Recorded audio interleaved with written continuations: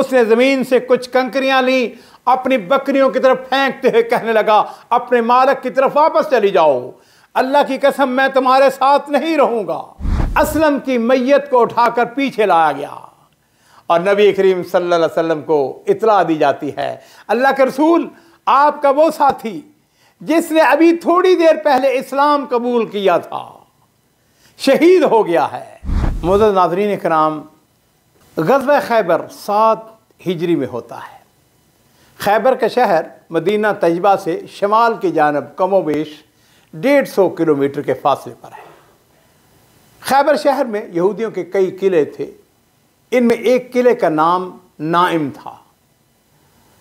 जिस वक़्त नबी करीम सल्लल्लाहु अलैहि वसल्लम ने इस किले का मुहासरा किया तो मुहासरे के दौरान एक हबशी ग़ुलाम जिसका नाम असलम था, उसने इस्लाम कबूल कर लिया।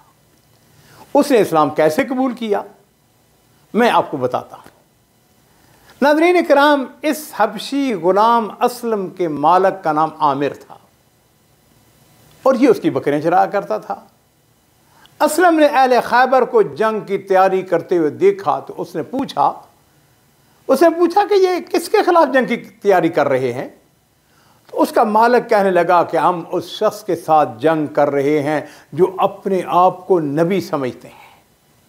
असलम ने इस बात को अपने जहन में रख लिया, हक का मुतलाशी, और फिर उसने सोचा क्यों ना वो इस अजीम शख्सियत से मुलाकात का शर्फ हासिल करे जो अपने आप को नबी समझते हैं।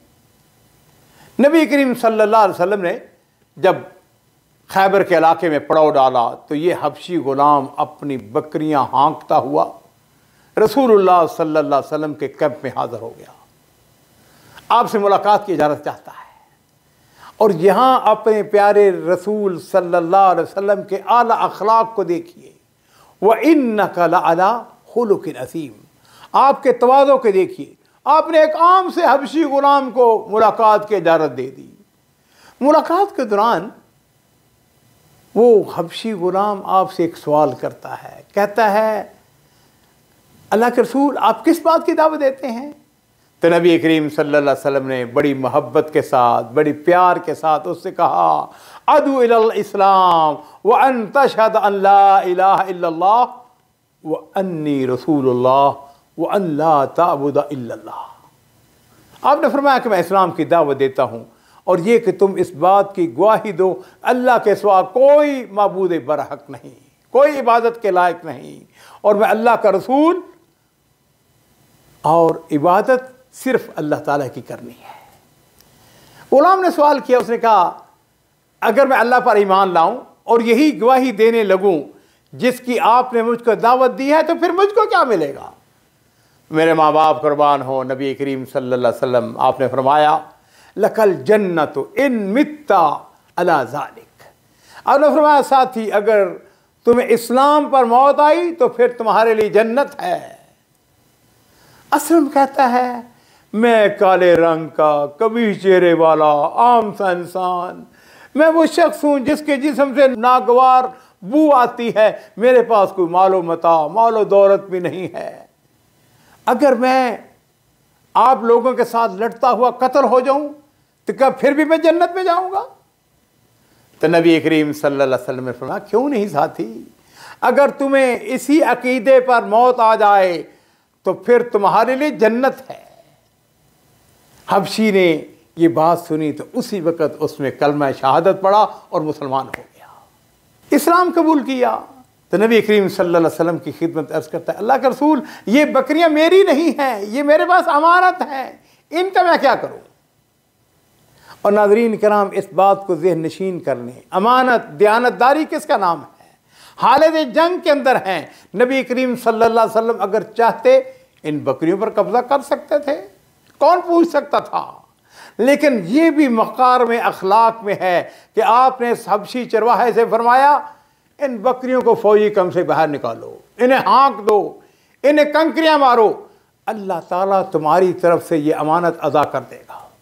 नाज़रीन इकराम, असलम वो हबशी ग़ुलाम उसी वक़्त नबी करीम सल्लल्लाहु अलैहि वसल्लम से तालीमात लेकर खड़ा होता है।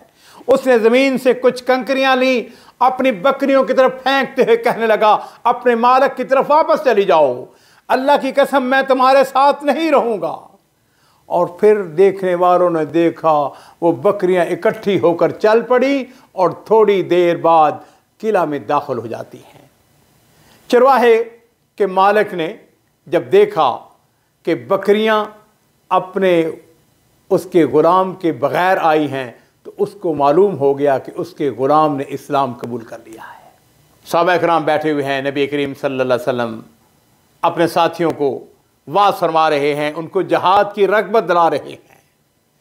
सैयदना अली इब्न अबी तालिब रज़ी अल्लाह ताला अन्हु किला नाइम के यहूदियों से लड़ने के लिए झंडा उठाकर निकले तो यही हबशी असलम उनके पीछे पीछे यहूदियों के साथ लड़ने के लिए चला जाता है।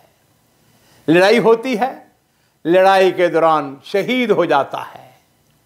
असलम की मैयत को उठाकर पीछे लाया गया और नबी करीम सल्लल्लाहु अलैहि वसल्लम को इतला दी जाती है, अल्लाह के रसूल आपका वो साथी जिसने अभी थोड़ी देर पहले इस्लाम कबूल किया था शहीद हो गया है। तो नबी करीम सल्लल्लाहु अलैहि वसल्लम की अज़मत को देखिए, आपके आला अखलाक को देखिए, व इन्नका लअला खुलुक़िन अज़ीम। नबी करीम सल्लल्लाहु अलैहि वसल्लम अपने इस साथी के मैयत के पास तशरीफ़ लाते हैं। उसे देखकर सहाबा किराम से आप इरशाद फरमा रहे हैं, इस ग़ुलाम को अल्लाह ताला ने इज़्ज़त दी है, इसे खैबर की तरफ अल्लाह ताला लेके आए।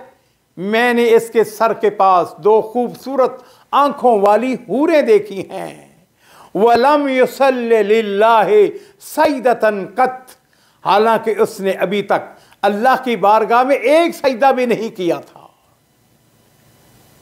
नज़रीन करम, कभी आपसे कोई सवाल करे ना कि ऐसे कौन से सुहाबी हैं जिन्होंने एक नमाज भी नहीं पढ़ी और वह जन्नत के मुस्तहिक हो गए, तो अजीज़ों उनमें यही हबशी गुलाम असलम भी शामिल हैं जिन्होंने कहा था, अल्लाह के रसूल मेरा चेहरा तो बड़ा बदसूरत है, मेरे जिस्म से बू आती है, मेरे पास माल दौलत भी नहीं है।